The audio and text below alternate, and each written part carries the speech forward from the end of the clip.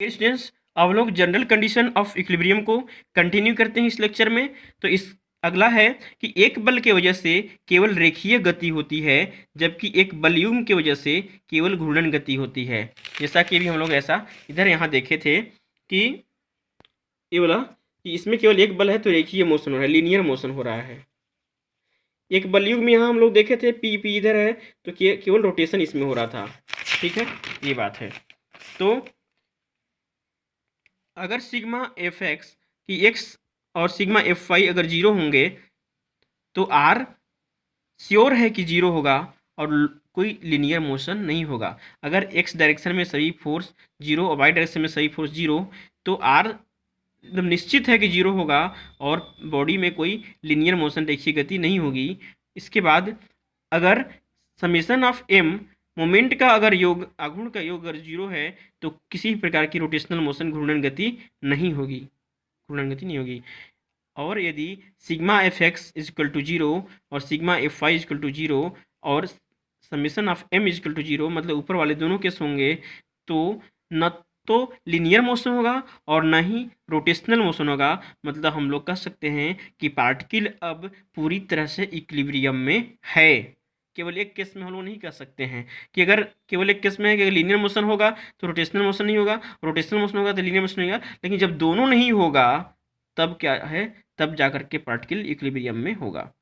Law of equilibrium, संतुलन के नियम। संतुलन के नियम में दो नियम आते हैं, फोर्स लॉ ऑफ इक्विलिब्रियम और moment law of equilibrium. Force law of equilibrium में कहता है कि किसी पिंड पर लगने वाले बलों का परिणामी शून्य होना चाहिए। तो किसी पिंड पर जो बल लग रहा है, विभिन्न प्रकार के बल लग रहे हैं, उसको हम लोग दो पार्ट में तोड़ते हैं। एक हॉरिजेंटल में तोड़ते हैं, एक्स में तोड़ते हैं, और वाई में तोड़ते हैं। और एक्स में सभी का सम करते हैं तो उस जीरो होना चाहिए, और वाई वाले में यानी वर्टिकल में जो सम करते हैं सभी बलों का वो शून्य होना चाहिए। इस प्रकार से सभी बलों का योग क्या होना चाहिए, वो शून्य होना चाहिए, परिणामी शून्य होना चाहिए। अगला है मोमेंट लॉ ऑफ इक्विलिब्रियम, संतुलन का आघूर्ण नियम क्या कहता है कि किसी पिंड के संतुलन के लिए पिंड पर कार्य करते हुए सभी समतलीय बलों के उनके ही समतल में स्थित किसी भी बिंदु पर आघूर्णों का बीजगणितीय योग शून्य होना चाहिए। और जब बीजगणितीय आघूर्णों का शून्य होगा तो बेटा पिंड क्या घूर्णन नहीं करेगा। अब क्या है general condition of equilibrium, same वही है, जनरल लॉ ऑफ इक्विलिब्रियम को ही जनरल कंडीशन ऑफ इक्विलिब्रियम कहेंगे। तो सभी क्षैतिज बलों का बीजीय योग शून्य होता है या होना चाहिए।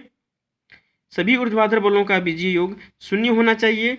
पिंड पर लगने वाले सभी बलों के उनके ही तल में किसी बिंदु पर आघूर्णों का बीजगीय योग शून्य होना चाहिए।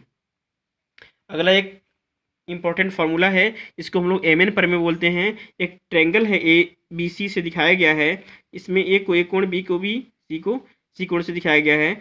सी क्या कर रहा है, वर्टेक्स जो सी है उसके सामने की भुजा ए बी को दो भागों में डिवाइड कर रहा है एम इज टू एन की रेशियो में। मतलब ए डी की जो लेंथ है एम एन है और डी बी की लेंथ जो है एन है, ठीक है, एक्स के रेशियो में।